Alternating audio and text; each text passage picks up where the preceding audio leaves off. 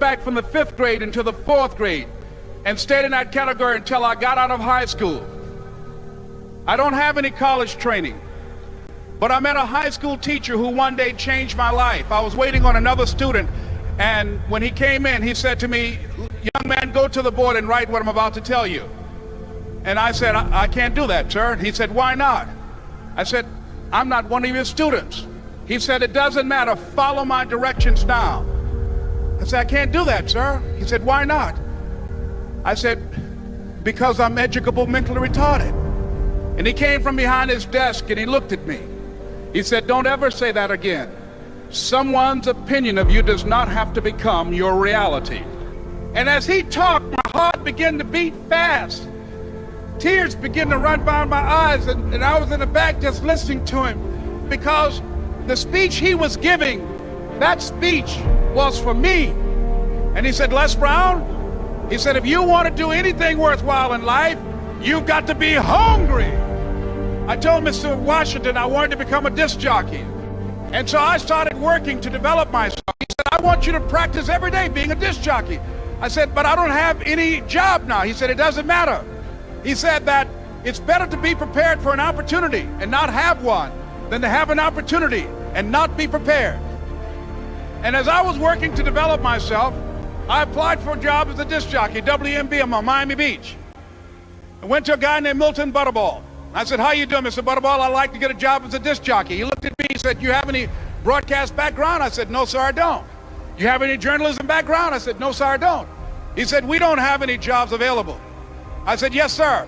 I went back to Mr. Washington and I told him. He said, "Don't take it personally." He said, "Most people are so negative, they will have to say no 7 times before they say yes." He said, "Go back again." So I went back again. I said, "How you doing, Mr. Butterball? My name is Les Brown." He said, "I know what your name is. What do you want?" I said, "I'd like to know whether or not you have any jobs as a disc jockey, sir." He said, "Didn't I just tell you yesterday we didn't have any jobs?" I said, "Yes, sir, but I know whether or not somebody got laid off or somebody was fired, sir." He said, "No one was laid off or fired. Now get on out of here." I came back the next day like I was seeing him for the first time. I said, "Hello, Mr. Butterball, how are you?" He looked at me with rage. He said, "Go get me some coffee." I said, "Yes, sir." And I went to get him some coffee. After a while, I would get their lunch and dinner, and I would go in the control rooms and take the disc jockeys their food, and I would not leave until they would ask me to leave. One Saturday afternoon, while I was at the radio station, a guy named Rock was drinking while he was on the air. I was the only one there, looking at him through the control room windows, walking back and forth, young, ready, and hungry. Pretty soon the phone rang, and it was the general manager. And I answered the phone. I said, "Hello?" He said, "Les, this is Mr. Klein." I said, "I know." He said, "Rock can't finish his program." I said, "I know." He said, "Would you call one of the other DJs in?" I said, "Yes, sir." I hung the phone up. I said, "Now he must think I'm crazy." I called my mom and my girlfriend, Cassandra. I said, "Y'all turn up the radio and come out on the front porch. I'm about to come on the air." I waited for about 20 minutes, and I called him back. I said, "Mr. Klein, I can't find nobody." He said, "Young boy, do you know how to work the controls?" I said, "Yes, sir." He said, "Go in there and don't say nothing here." I said, "Yes, sir."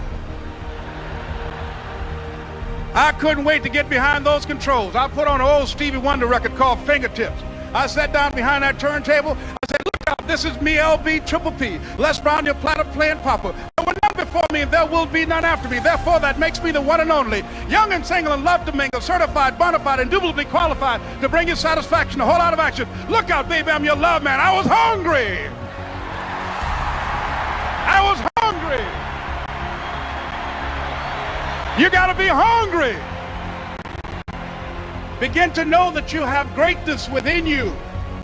And if just one of you here begin to envision yourselves as being blessed and highly favored to reach your goals, if just one of you capture the essence of what that means, that you have greatness within you and a responsibility to manifest that greatness, that you can make your parents proud, you can make your school proud, you can touch millions of people's lives, and the world will never be the same again because you came this way. It was hard, ladies and gentlemen, coming to speak to people. And I was facing financial difficulties in my own life. I was behind on my bills and my dreams, and I'm saying to them, you can live your dream. It was hard, ladies and gentlemen. It was very difficult to pick myself up each day believing that I could do it. There were times that I doubted myself. I used to ask myself, can I do this? And something said within me, you're the one. Don't give up on your dream.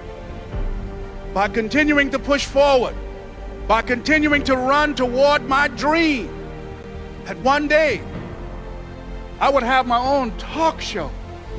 It's a long shot, ladies and gentlemen, from Liberty City, an abandoned building on a floor, never knowing my mother or father. It's a long shot. Being here with you today in this dome in Atlanta, it's a long shot. No college training, labeled educable, mentally retarded, but I kept running toward my dream. Don't stop. Don't stop running toward your dream.